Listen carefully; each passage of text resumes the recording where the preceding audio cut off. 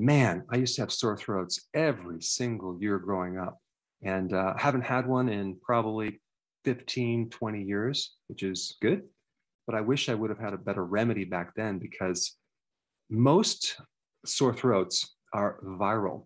That means antibiotics don't work. So here you are, you take the medication, it doesn't work, and you got to suffer for a week to 2 weeks. Now, sometimes it does come from a bacterial infection, but most of the time it's a virus. Now, how do you know if it's viral versus bacterial? If it's bacterial, you may have more nausea, you might have more digestive issues like a stomach ache, but you're not usually going to have a cough.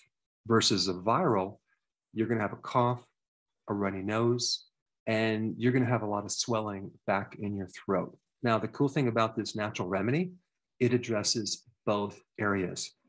And the remedy is bay leaves, okay? And I'm going to show you how to take it, but bay leaves have both antiviral properties as well as antibacterial properties, specifically for strep infections.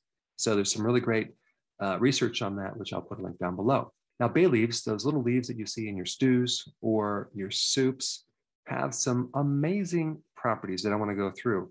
And one of the properties that will help you with the sore throat is that they are analgesic. They help you reduce pain, swelling, and inflammation. Bay leaves are a great remedy for a cough, especially a chronic cough at night. So if your kids are starting to cough, you can give this remedy to them as well.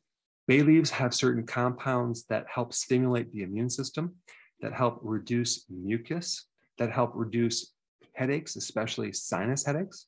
And you can use it as an insect repellent as you're trying to fix your sore throat. If there's insects around, bay leaves are good for wound healing. They have anti-cancer effects. They're good for all sorts of digestive issues, whether it's bloating or indigestion or even gas. And bay leaves have this unique anticholinergic effect. Now, what does that mean? That means they inhibit a certain neurotransmitter, which I'm not going to get into.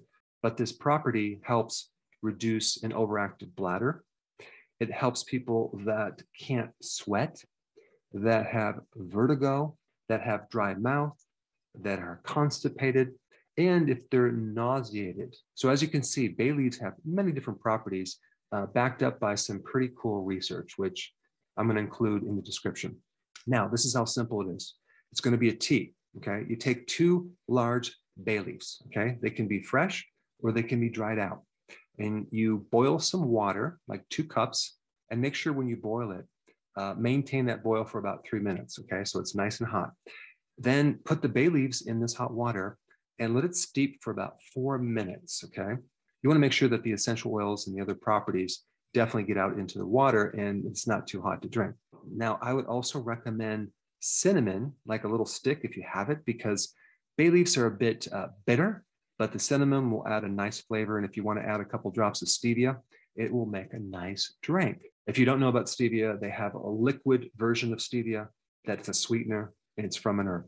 So you simply want to sip this tea through the day and you can drink as many as you want. There's no caffeine and it will soothe the back of the throat.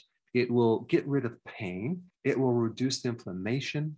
It will help fight the pathogens and help speed up the recovery.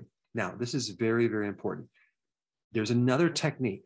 It's a manual therapy technique that I created a video on that can also help you reduce a sore throat within about 2 minutes. If you have not seen this video, I highly suggest that you watch it right now. It's right here.